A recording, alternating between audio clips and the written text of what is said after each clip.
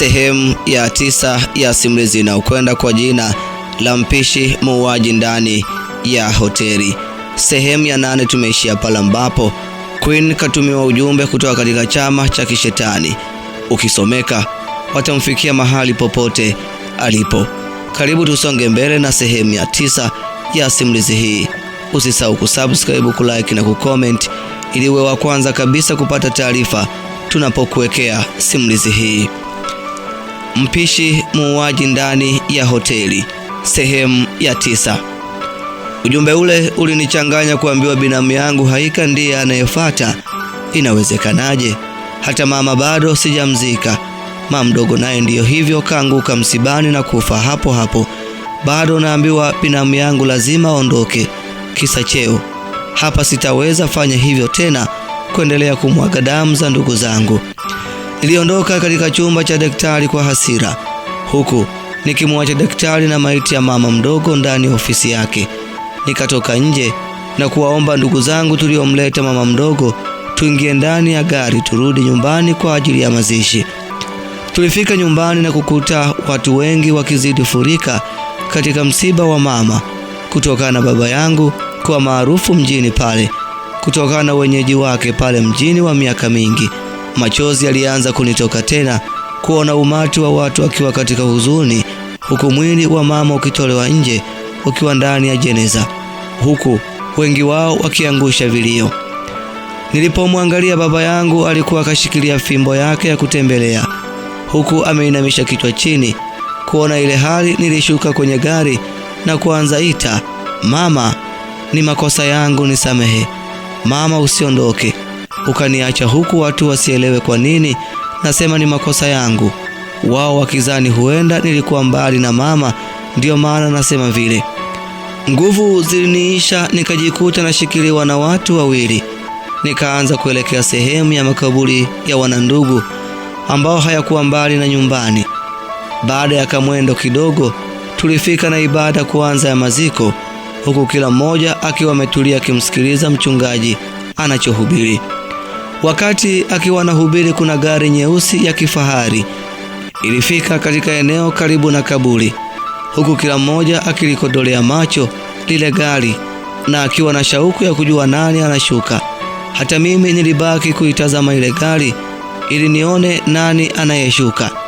Mlango wa gari ulipofunguliwa, nilistaajabu kumwona yule mpishi muuaji wa kule hotelini pamoja na mkuu wa kazi, bosi wetu, naye akishuka, wote wakiwa katika suti nyeusi na kuanza kusogea karibu ya umati wa pale makaburini, tena wakiwa na bodyguard mmoja ninayemjua akitumika kulinda jumba letu la ibada ya kichawi.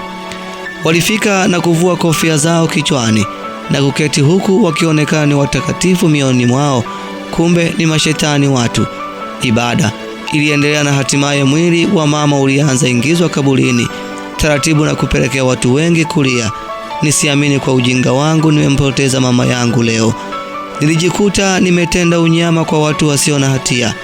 Katu nilijiapiza binamu yangu hawezi kufa, bali nitapambana nao mimi mwenyewe kwa nguvu zangu zote, huku nikimwangalia yule mpishi muuaji kwa jicho baya, yeye akinitolea tabasamu, lakini akiwa anazungusha pete yake ya kichawi kidoleni. Kitendo kile cha yule mpishi muuaji kuzungusha pete, wingu lilianza badilika na kuwa jeusi kana kwamba mvua kali inataka kunyesha, huku mchungaji akiangalia lile wingu na kulinyoshia mkono na kuanza pingana na ile hali kwa kukemea.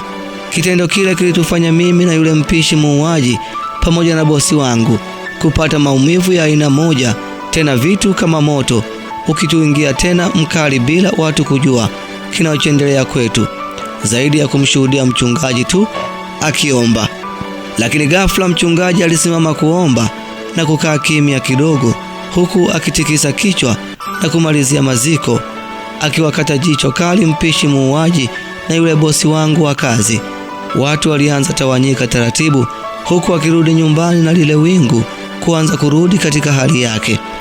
Nikiwa mtu wa mwisho, nilisogelea kaburi la mama na kuanza kulia kwa uchungu mkali.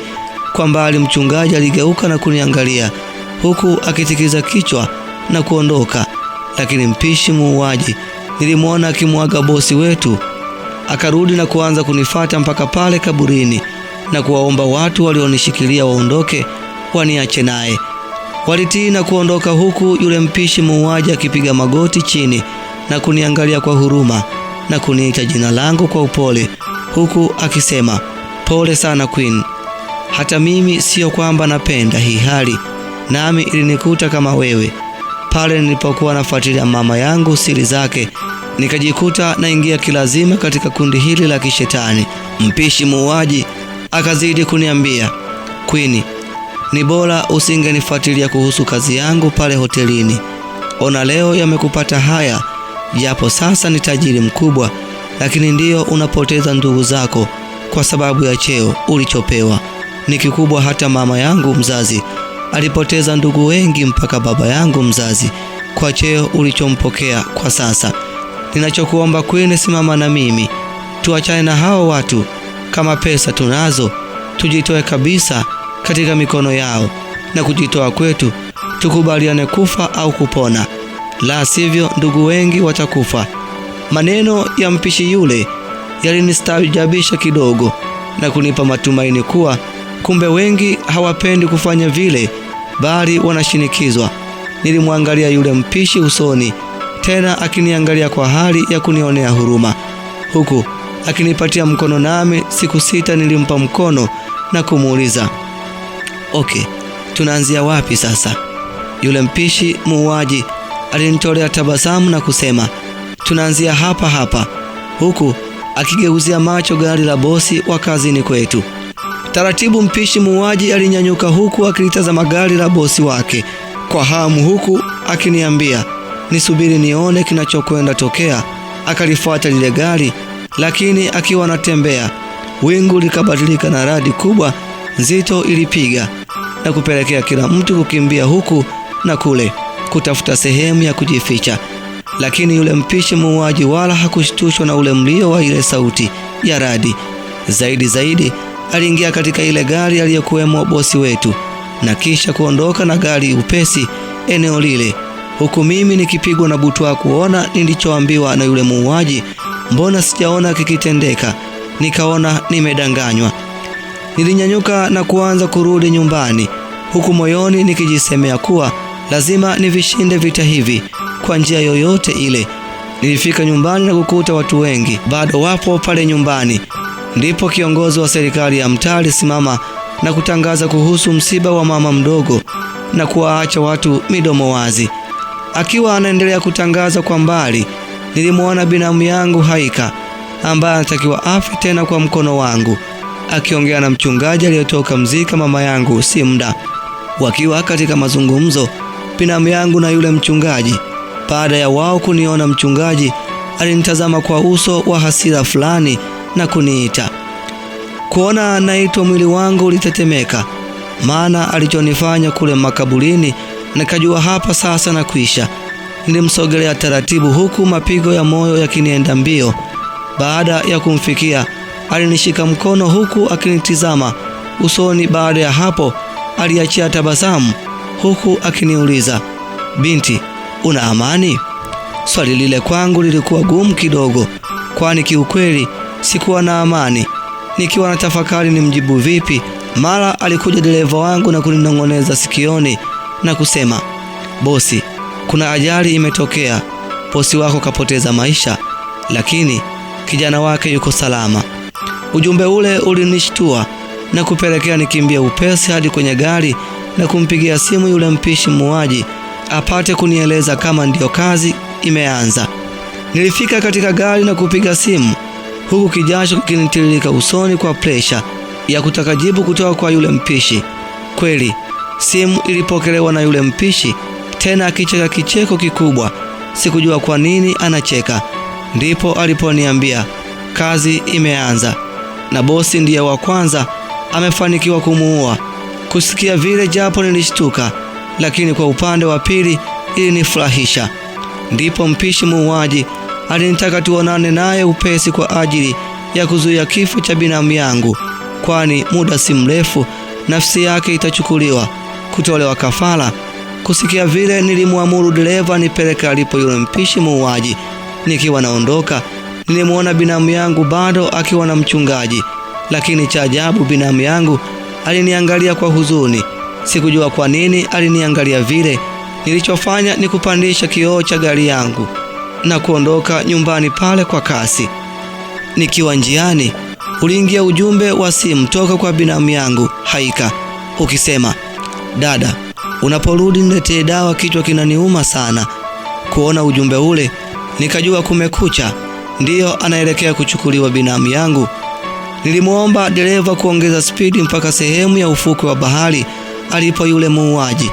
Ndani ya muda mfupi nilishafika katika fukwe za bahari na kumkuta yule kaka muuaji akiwa kifua wazi, katika mkono wake wa kushoto akiwa na kisu kilichofungwa kitambaa chekundu na pembeni yake pakiwa na mbuzi aliye hai. Yule kaka baada ya kuniona alinisogelea na kunikabidhi kile kisu na kuniamuru nimchinje yule mbuzi upesi. Baada ya kunikabidhi, aliingia katika gari lake na kutoa kioo kikubwa na kukisogeza karibu na mbuzi anayeenda kuchinjwa. Nilichukua kile kisu na kuanza mchinja yule mbuzi bila huruma, huku damu yake nyingi ikiruka katika kile kioo na kupelekea kioo kumuonesha binamu yangu akiwa hoi. Cha ajabu, tukiwa tunaona ile video ya binamu yangu akipata tabu, tuliona watu wawili wa ajabu wakija kuchukua uhai wa binamu pasipoonekana na mtu yeyote pale alipozungukwa na watu. Kuona vile yule kaka muuaji alichukua damu na kuzungushia duara sehemu ya kioo mahali alipolala binamu yangu, hali iliyopelekea viumbe vile viwili kushindwa kufanya chochote kwa binamu yangu. Vile viumbe viwili kuona vimeshindwa kuchukua uhai wa binamu. Cha kushangaza, tuliona vikitoka katika kioo na kuja mbele yetu. Tukaanza kushambuliana kwa kurushiana makombora ya kichawi. Bila ya kutegemea, nilisikia sauti ya yule mchungaji toka katika kile kioo ikisema, Queen, pambana kwa jina la Yesu. Nilishangaa kuona vile viumbe vikiyeyuka kama maji baada ya sauti ile, huku mimi na yule kaka muuaji tukiwa chini hoi kwa mapigano makali na vile viumbe. Niliwaza kuhusu ile sauti ya mchungaji, lakini hali ya bahari ilianza kubadilika, huku mawimbi makubwa yakijitokeza ghafla. Kitu kama njia ilianza kujitengeneza baharini, huku maji yakijigawa, na kwa mbali akitokea mwanamke mmoja mrembo akiwa na mnyama mwenye vichwa 7 vya wanyama wakali tofauti. Tulipojaribu usimama, tulijikuta tumegandishwa pale chini. Yule mwanamke jini bahari alizidi kuja, huku yule mnyama wa vichwa 7 macho yake yakiwaka moto kumwangalia mwenzangu. Tayari alianza kupoteza fahamu na kujikuta na baki peke yangu. Yule mwanamke jini bahari alifika mahali tulipo, huku tabasamu likimtoka na kushuka mpaka chini. Akaanza kuninusa huku akitoa ulimi wake mrefu tena ukiwa wa nyoka akinilamba shingoni, huku yule mnyama wa vichwa 7 akiwa anatuzunguka kwa kunguruma sauti nzito.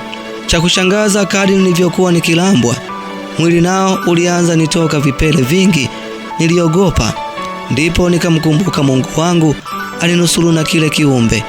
Nilishangaa kuona yule mwanamke akibadilika na kuanza kuwa kiumbe cha ajabu, tena nywele zake zikibadilika na kuwa vinyoka vingi. Nikiwa na shangaa, niliona mwili wa yule kaka mpishi ukinyanyuliwa na kuelea angani taratibu ukipelekwa baharini.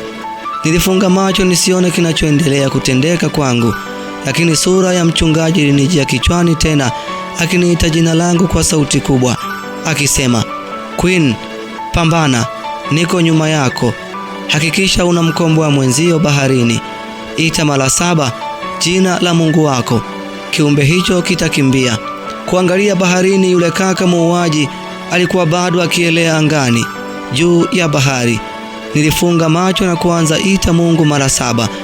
Naam, hiyo ni sehemu ya 9 ya simulizi inayokwenda kwa jina la Mpishi Muuaji ndani ya hoteli. Je, nini kinafuata katika sehemu ya 10 baada ya Queen na mwenzake yule kaka muuaji ndani ya hoteli kuzungukwa na yule mnyama mwenye vichwa 7? Usikose kufuatilia sehemu ya 10 ya simulizi hii. Nikusii tu kwamba endelea kusubscribe, kulike na kucomment katika chaneli yetu hii ya Hazina ya Simulizi, ili uwe wa kwanza kabisa kupata taarifa tunapokuwekea simulizi hii. Mpishi muuaji ndani ya hoteli.